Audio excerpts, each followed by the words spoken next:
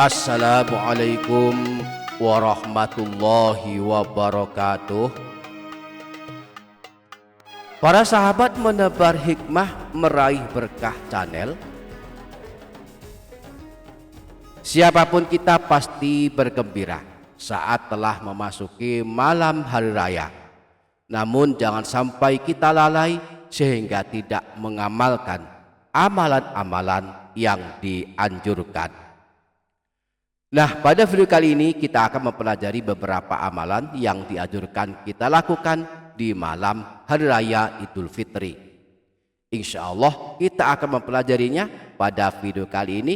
Maka mari simak hingga menit terakhir. Insya Allah akan menjadi tambahan ilmu dan amal yang bermanfaat dunia akhirat. Dan jangan lupa menuliskan doa dan hajat para sahabat di kolom komentar. Kita aminkan bersama-sama, mudah-mudahan Allah mengabulkannya.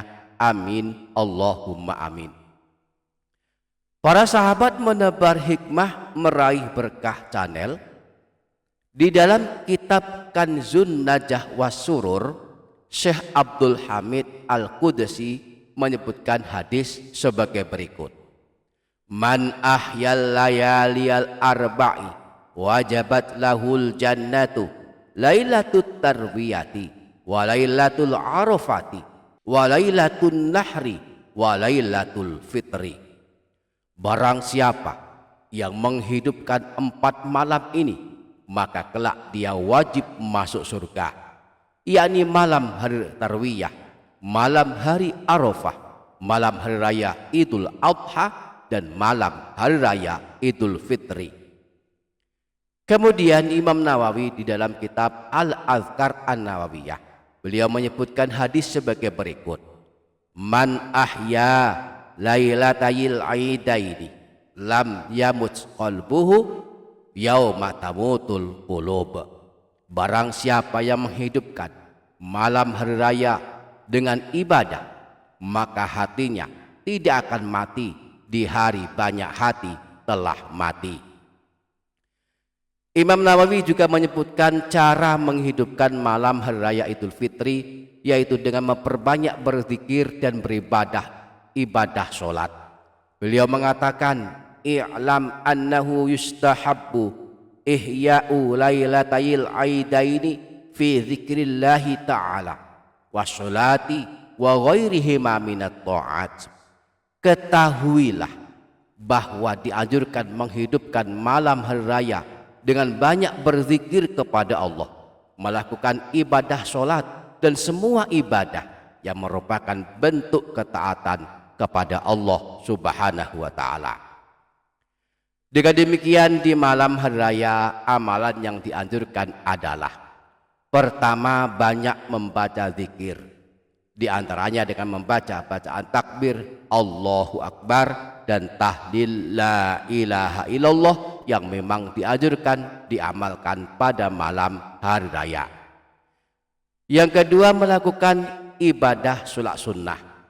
Jika di bulan Ramadan setiap malamnya kita disunahkan menghidupkannya dengan sholat sunnah tarawih dan sholat witir, maka di malam hari raya kita tetap dianjurkan melakukan sholat sunnah.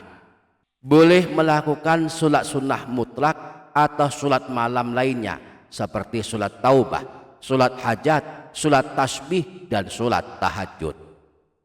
Nah, paling minimal cara menghidupkan malam hari raya Idul Fitri adalah dengan menunaikan sholat isya dan sholat subuh secara berjamaah. Syekh Sa'id bin Muhammad Ba'ashin dalam kitab Bushrul Karim mengatakan, kita dianjurkan untuk menghidupkan 2 malam hari raya, yakni malam hari raya Idul Fitri dan malam hari raya Idul Adha, sekalipun jatuh pada hari Jumat, dengan banyak ibadah seperti ibadah sholat, membaca Al-Quran, atau memperbanyak berzikir. Sebab ada hadis, siapa yang menghidupkan 2 malam hari raya, maka Allah akan menghidupkan hatinya pada hari di mana hati manusia telah mati.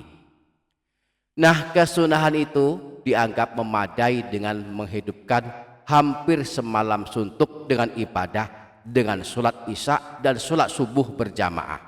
atau bahkan hanya sebatas sholat subuh berjamaah saja. Paling minimal menghidupkan malam hari raya Idul Fitri adalah dengan menunaikan sholat isya dan sholat subuh secara berjamaah. Dan ini sudah sangat luar biasa balasannya. Balasannya kita akan tercatat mendapatkan pahala ibadah semalam suntuk.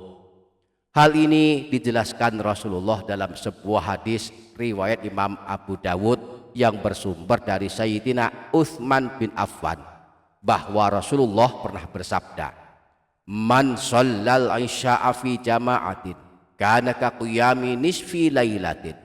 Barang siapa yang sholat isya berjamaah, maka seolah-olah dia telah sholat malam selama separuh malam.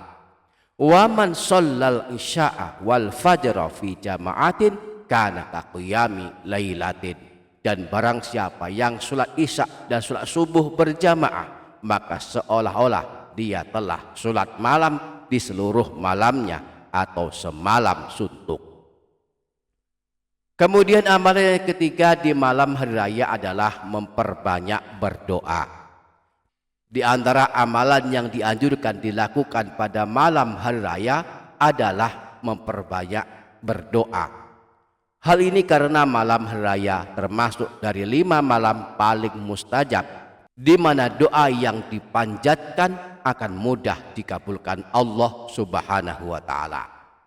Dalam kitab Syu'abul Iman, Imam Baihaqi menyebutkan kalam Imam Syafi'i, "Inna du'a yustajabu fi khamsi layalin, fi lailatil jumu'ati wa lailatil adha wa lailatil fitri wa awalul lailatin min rajaba wa lailatin nisfi min sya'ban."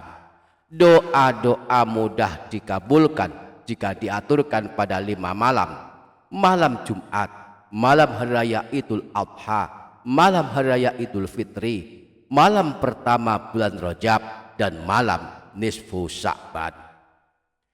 Maka mari memanfaatkan malam hari raya dengan memperbanyak berdoa.